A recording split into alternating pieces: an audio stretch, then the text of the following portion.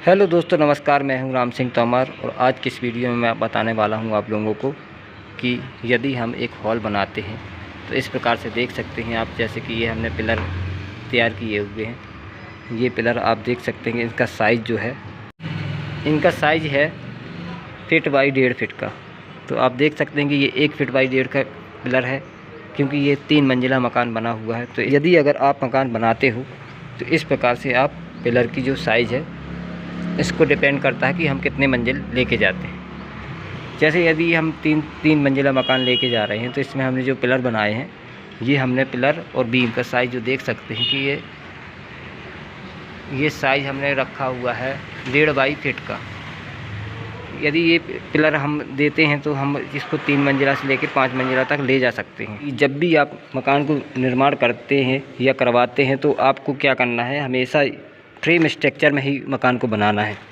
यदि आप frame structure में मकान को बना रहे हैं तो इस प्रकार से क्या होगा कि जैसे ये कॉलम लगा हुआ है, ये कॉलम लगे हैं और प्लस बीम पड़ा हुआ, लेंटर पड़ा हुआ है, तो ये होता है फ्रेम स्ट्रक्चर। और दूसरा होता है ब्रिक वर्क, पहले किया जाता है, बाद में इसका लेंटर डाला जाता है। लेकिन अगर आप इस तरीके से काम कराते हैं कि मजबूती का काम होगा, और ये मजबूती का काम होता है। जो दीवार लगेगी तो वो खाली पर्दे की मात्रा लगेगी।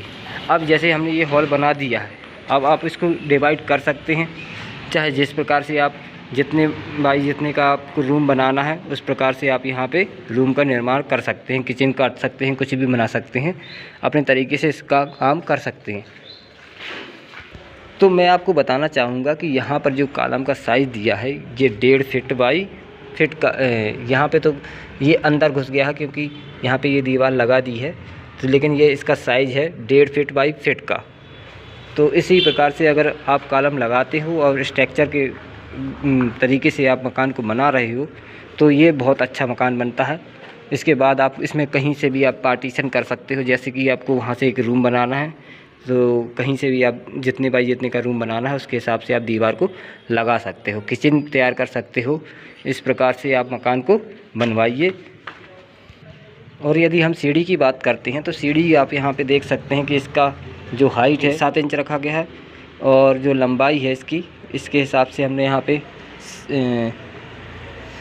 7 फीट की जगह हमने छोड़ी हुई है। ये 7 फीट का एरिया ये चौड़ाई में है, और नीचे से लेके जैसे कि आप देख सकते हैं कि वहाँ से हमने सीढ़ी को स्टार्ट किया है और इस प्रकार यहाँ से गया है, फिर वापस फिर यहाँ से ऊपर गया है, फिर रिटर्न गया है। क्योंकि ये 3 मंजिल का मकान है तो 3 मंजिल में ये पौड़ी हमारी चलती रहेगी, अपने हिसाब से बिल्कुल सही तरीके से बैठेगी और बनी हुई है। तो इस प्रकार से यदि आप काम कराते हैं तो यह एक काम बहुत अच्छे तरीके का माना जाता है, और इससे अच्छा बेस्ट काम और कोई होता नहीं है। यहाँ पे आप देख सकते हैं कि सीढ़ी का जो निर्माण किया गया है, यहाँ 7 इंच का एक राइज़र बनाया गया है और 10 इंच चौड़ा ट्रेड बनाया गया है, जैसा कि आप यहाँ देख सकते हैं। इस प्रकार से आप इसके नीचे देख सकते हैं कि ये कुछ जगह बची हुई है, यहाँ पे कुछ सामान रखने के काम आएगी ये जगह। और यहाँ पे आप देख सकते हैं कि हॉल के लिए जो बन गया है ये हॉल, अब इसमें आप कोई सी भी तरीके से आप अपनी दीवार को लगा सकते हैं, वो कमरे को काट सकते हैं। किस प्रकार से बनाना है वो आप आगे चल के निकाल सकते हैं। तो कहने का मतलब ये है कि जब भी आप मकान बनाएंगे तो फ्रेम स्ट्रक्चर में ही बनाना है आपको।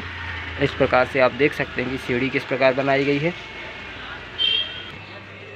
यह एक रोड के साथ बना हुआ मकान है। आप देख सकते हैं कि इसकी 3 मंजिला मकान बन गया हुआ है। फ्रंट का एलिवेशन आप देख सकते हैं कि यहाँ पे इस प्रकार से काम किया गया है, क्योंकि ये सीढ़ी की जगह है तो यहाँ पे एक शीशा फिट हो जाएगा। यदि आपके पास भी इस प्रकार का कोई जगह है या रोड के साथ आप मकान बनाना चाहते हो तो इस प्रकार से आप मकान का निर्माण कर सकते हैं। आप तीसरी मंजिला को देख सकते हैं, यहाँ से मैं आपको दिखा देता हूँ। सबसे मेन होता है फ्रेम स्ट्रक्चर। फ्रेम स्ट्रक्चर में ही काम कराइए। ये मैं बार बार बात बोल रहा हूँ क्योंकि मुझे पता है कि जब हम कॉलम की कास्टिंग करते हैं या दीवार जब लगी होती है फिर कॉलम की कास्टिंग करते हैं, क्योंकि वो जो साथ की ईंट होती है वह मसाले को सोख लेती है। इस वजह से तरीके से जो मसाला होता है वह अच्छे तरीके से पक नहीं पाता है, क्योंकि उसका जो पानी होता है ईंटें सोख लेती हैं। इसलिए पहले नंबर आप कॉलम और बीम को डलवाइए और लेंटर को डलवाइए, उसके बाद ही ब्रिक वर्क का काम करिए।